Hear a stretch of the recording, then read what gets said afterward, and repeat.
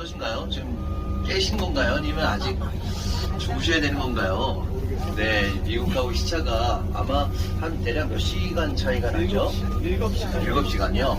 아, 그러니까 한국은 7시간 빠른 거고 여기는 7시간이 느린 건가요? 그런 거 같은데. 여기가 빨라요. 현재 시간이 뉴욕은 몇 시죠? 저녁 9시 반? 그렇네요. 그러면 이제 뒤로 가는 거네요. 그러면 얼추 시간적으로는 이제 주무실 시간이 좀 되셨어요. 그죠? 시차를 좀 걸어서 오셔서. 네. 어쨌든 반갑습니다. 긴 비행 또 시간이 있고, 이게 쉬는 게 아니잖아요. 앉아 계셨는데, 그래도 한 1시간 정도 또 조금 더 앉아서 제가 좀 이동을 하겠습니다.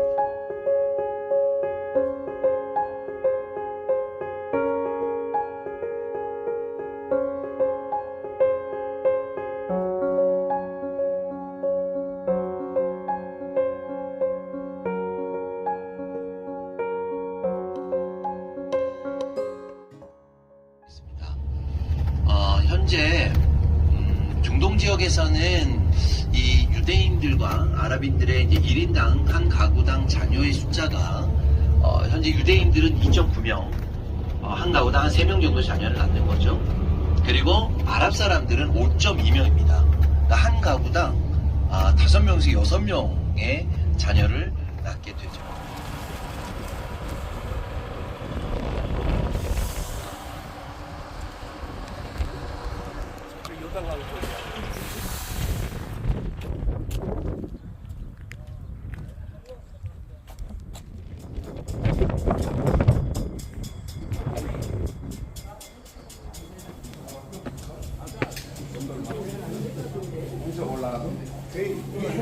헤롯이 목욕을 좋아해가지고 오는 데마다 사우나 굉장히 빠르워서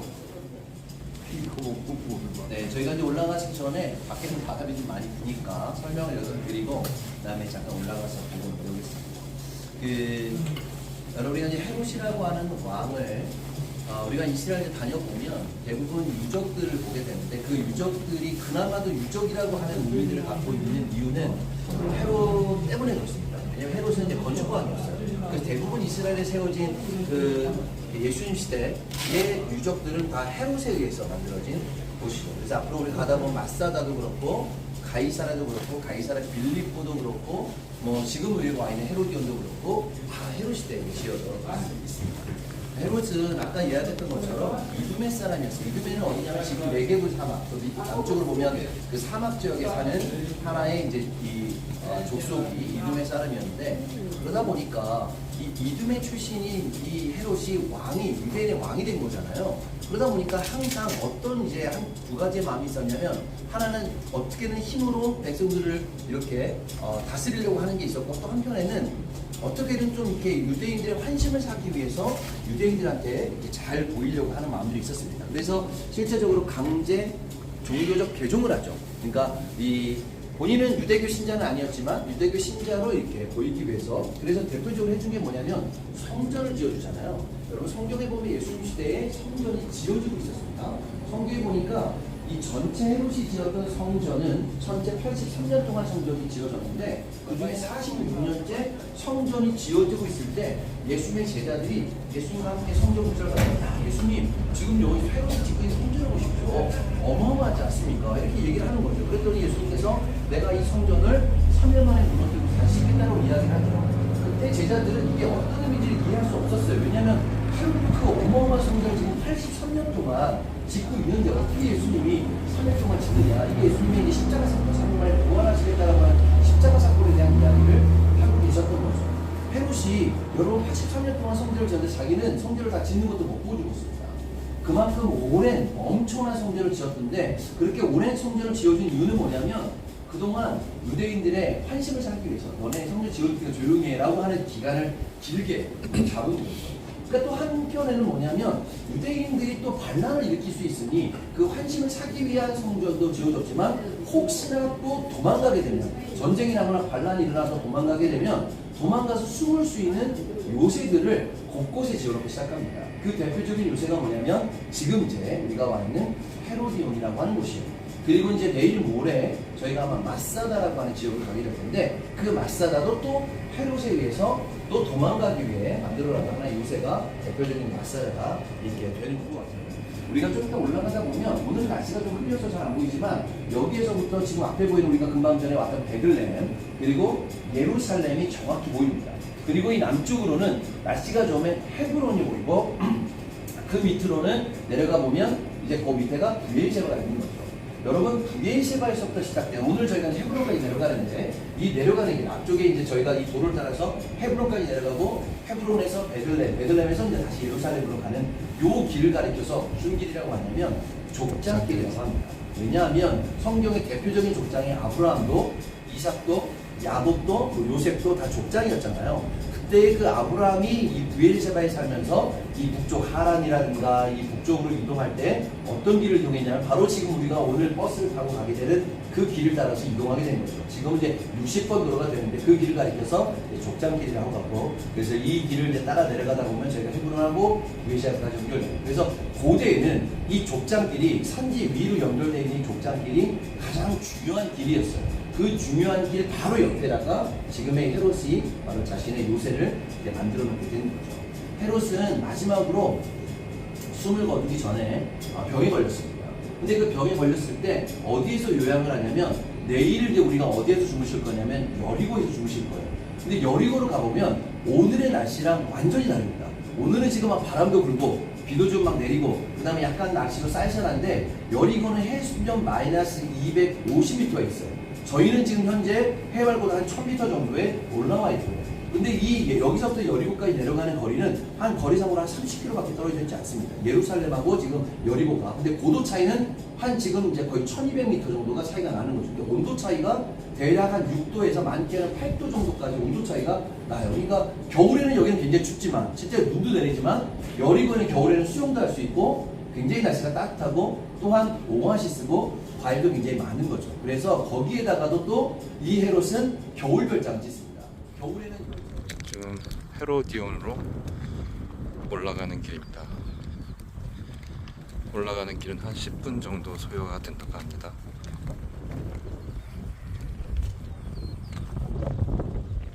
불을 좀 가려져 있긴 한데 저 지역이 예루살렘이 이제 있는 지역이고요. 지금 요쪽 편 여기가 이제 저희가 금방 전에 다녀왔던 베들레헴이 요 지역이 있습니다. 그리고 앞에 보면 지금 도로가 보이는데 이 도로를 따라서 이게 지금 남북으로 이제 관통하는 길인데 남쪽으로 내려가면 요쪽 쪽에 헤브론이 있고 그 밑으로 가면 이제 브엘셰바가 있고 이제 북쪽으로 올라가면 이제 예루살렘뿐만 아니라 이쪽으로 해서 이제 베델, 실로, 세겜 그리고 이제 갈릴리까지 올라가는 길로 연결돼 있죠. 저희가 이번 이제 여정에 보면 대부분 이제 어차피 지금도 고대 길 위에 지금의 현재 길이 놓여져 있기 때문에 그런 고대 길들을 이제 계속적으로 가게 되는데 오늘하고 내일까지는 저희가 지금 족장길이라고 하는 길들을 이제 가게 되고요. 내일 모레로는 저희가 요단 계곡길이라고 하는 요단 이제 그 강이 있는 쪽으로 해서 그렇게 내려가게 됩니다. 그 다음 날은 저희가 이제 갈릴리로 올라갈 때는 해안길이라고 하는 비아마리스 바다 지중해 쪽으로 연결되어 있는 바닷길을 따라서 저희가 이제 북쪽으로 이렇게 이제 올라가게 되는 거죠. 지금 이제 요 주변에 보면 이제 지금 최근에 그래도 비가 좀 내려서 풀들이 조금 이렇게 나 있을 때잖아요. 요런 데에서 이제 주로 뭐를 하냐면 양과 염소를 목동들이 양과 염소를 이제 키우는 그런 대표적인 곳입니다. 그래서 바로 이 뒤편에 요 뒤편의 지역이 어디냐면 성경의 드고아라는 곳입니다. 드고아가 아모스 선지자의 고향이죠. 그래서 아모스 선지자가 원래 뽕나무를 재배하는 자로서 또 양과 염소를 쳤던 목동으로 또 등장을 하게 되는데 이 지역의 이제 특성들이 사실은 뭐 땅을 여기서 뭔가를 이렇게 키우기에는 적절한 땅이 아니잖아요. 평지도 아니고 산 꼭대기지만 또 다 대부분 돌이 많고 이런 지역에서 키울 수 있는 유일한 두 가지가 뭐냐면 양과 염소를 키우는 거하고 그 다음에 올리브 나무를 키우는 거예요. 그래서 올리브가 이제 이런 지역에서 주로 뿌리를 깊게 내리고 자랄 수 있어서 주변에 이제 올리브 나무가 보이는데 그런 지역이 보이죠. 자, 여러분 이제 저희가 잠깐 여기 밑으로 내려갈 건데 혹시나 여기에서는 저희가 저 밑에서 약간 동굴에 좀 내려갈 겁니다.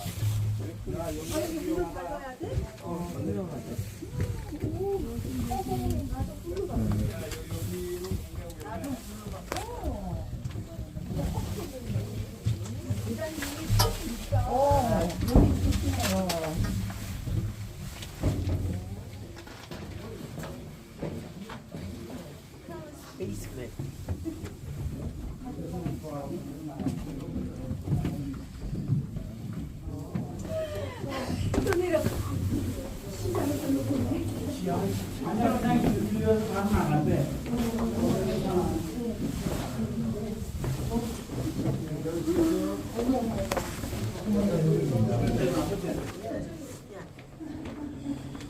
이렇게 5분 정도를 내려왔습니다.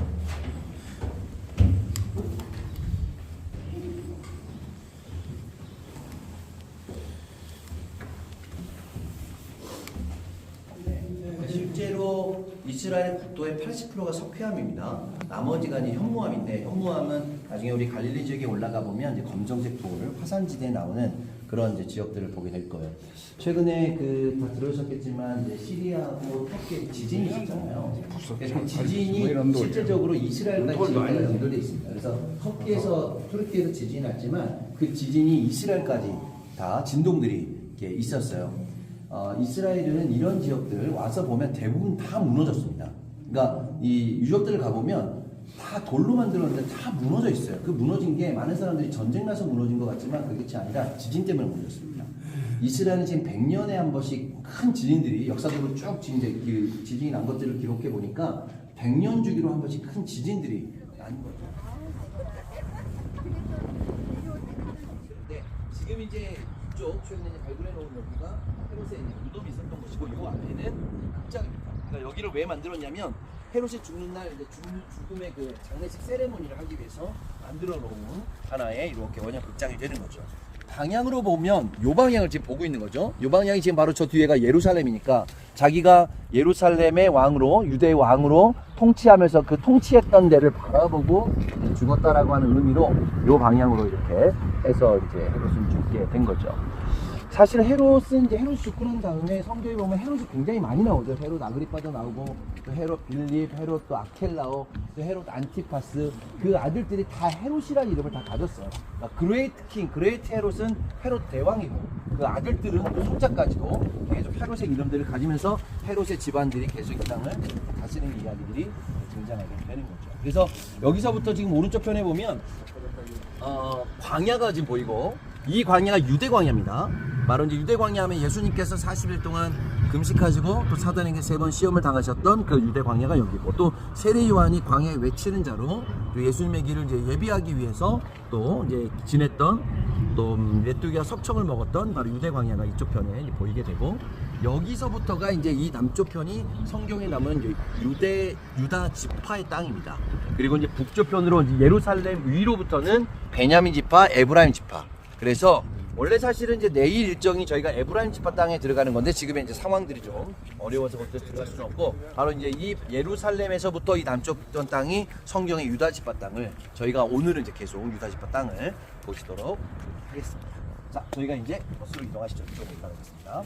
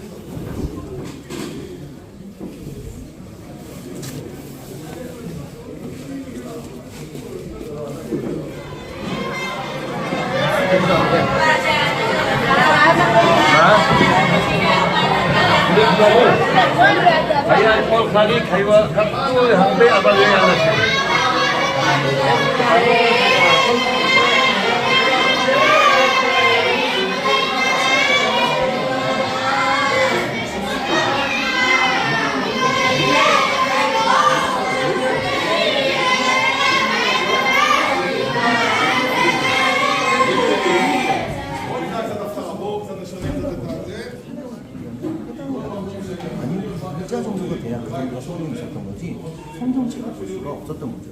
그럼 유대인들은 성경을 읽기 위해서는 어떤 방법이 있었어요?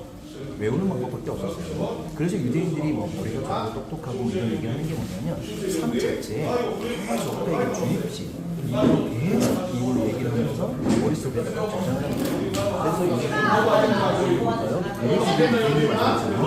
USB를 만든 이유가 뭐냐면 그런 걸 저장을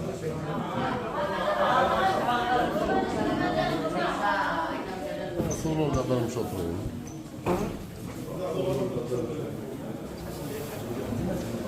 그 죽은 그 사람들을 장례치르기 위한 이제 장소들을 준비하기 시작합니다. 그 당시에 에브론이라고 하는 사람을 한족속, 이쪽 속에 그 사람이었는데 그 사람에게 찾아가서 너희 땅 가운데 이름을 팔아라. 그래서 성경에 보면 은 400세켈을 주고 샀던 곳이 바로 이제 이 동굴을 찾게 됩니다. 지금도 유대인들은요 장례 문화가 좀 틀려요. 우리는 이제 뭐 화장도 하고 뭐 매장도 하고 뭐 여러 가지 하지만 유대인들은 화장을 하지 않습니다.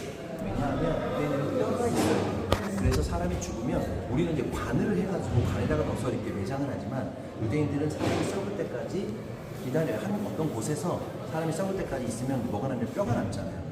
뼈가 남으면 뼈를 추려서 납골관, 이런 석관을 만들어서 그 석관을 안에다 다 넣는 거죠. 여러분 우리 이 신체 뼈 중에 제일 긴 뼈가 뭐냐면 요 뼈예요. 요 뼈가 들어가면 나머지 뼈 다 들어가는 거예요. 그래서 사람의 그 뼈를 기준으로 해서 석관을 만들어서 그거를 가서 이제 그래서 땅에 묻기 때문에 나중에 여러분이 예루살렘에 가시면 감람산에 가면 엄청난 유대인들의 무덤 자리를 보실 거예요. 근데 그 무덤의 관이 생각보다 크지 않아요. 이 정도 사이즈가 되는 관들입니다. 그래서 이게 사람의 한 관이 들어가긴 작은데라고 하는 게 뭐냐면 이제 뼈를 줄여서 묻게 되는 거죠.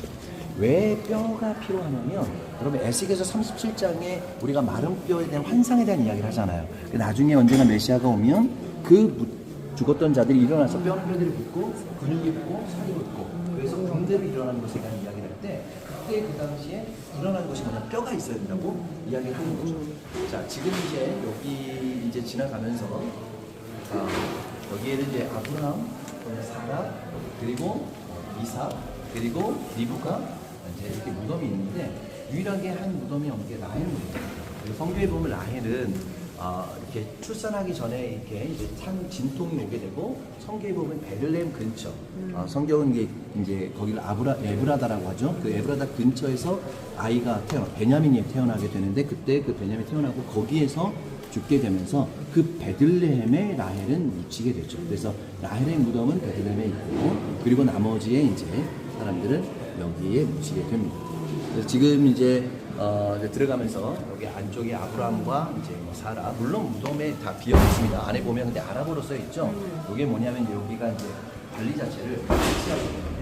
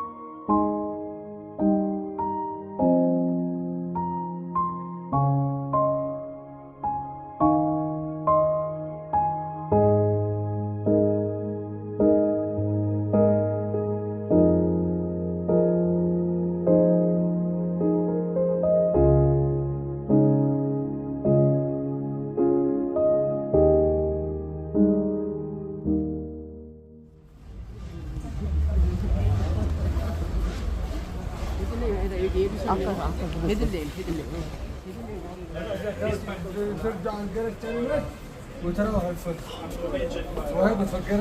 겸손하지가 않으시네요.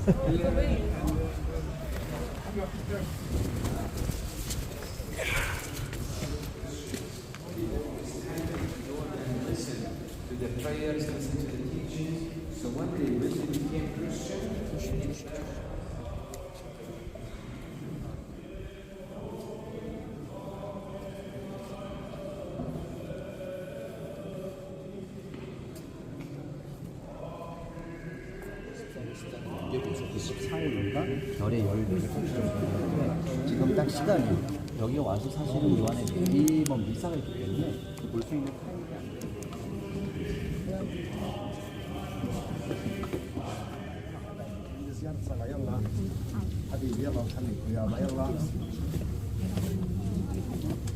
오케이.